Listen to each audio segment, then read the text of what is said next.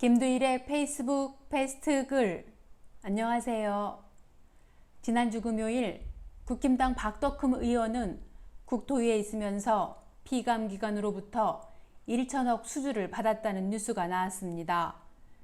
그런데 그날 저녁 2천억이 되었고 주말에 3천억이 되었으며 이번 주 들어 5천억이 되었습니다.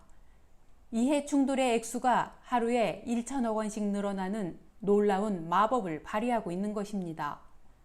박덕흠의 이 재물에 대한 욕심은 누군가를 떠오르게 합니다. 바로 이명박 전 대통령입니다.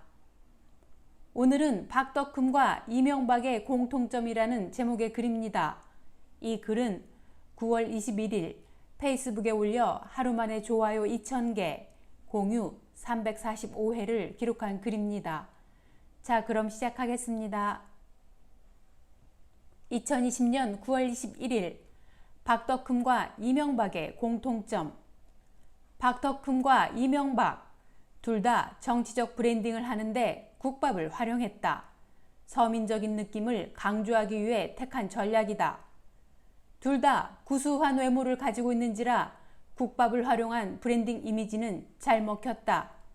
국밥을 먹는 사진을 보면 심지어 둘은 많이 닮았다. 그런데 두 사람은 외모와는 달리 서민과는 절대적으로 거리가 멀다. 그리고 둘 다 돈에 대한 집착이 상상을 초월할 정도로 강하다. 돈에 대한 집착이 강한 사람들의 공통점은 돈에 대해 꼼꼼하다는 점도 있다. 나는 개인적으로 돈에 대해 지나치게 꼼꼼하고 집착이 강한 이들은 정치를 해서는 안 되는 부류라고 생각한다. 정치를 돈 버는 데 활용할 가능성이 높기 때문이다. 둘 다 토건족이다. 그 바닥은 하청의 재하청, 재재하청으로 이어지는 전형적인 피라미드 구조, 그리고 돈에 대한 관리 감독이라는 측면에서 투명하지가 않아 눈먼 돈이 많고 새는 돈도 많고 그것을 주워먹는 것을 능력이라고 평가받는다.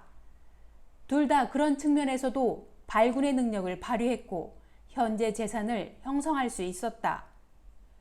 거기서 끝나지 않고 자신들의 토건 사업을 위해 정치를 하는 것이 아닐까 싶을 만큼 정치 권력을 사업에 접목시켰다. 정치를 하는 목적이 오직 돈을 벌기 위해서라는 것도 전혀 어색하지가 않다.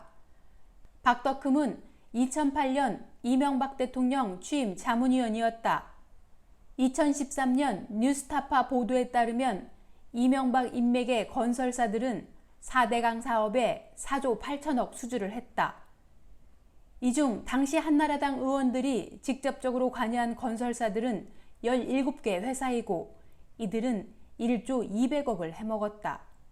박덕흠은 2006년부터 2012년까지 대한전문건설협회 회장을 했는데 2010년 친한 지인의 골프장을 200억 넘게 비싸게 매입해서 총선에 사용했다는 의혹을 포함해서 800억 원대 업무상 배임 혐의로 검찰에 고발되었다.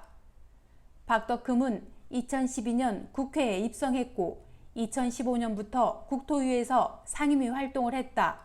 심지어 야당의 국토위 간사까지 했다. 그가 국토위에서 활동을 하면서 그의 일가가 소유한 건설사는 3천억 원대 수주를 했다.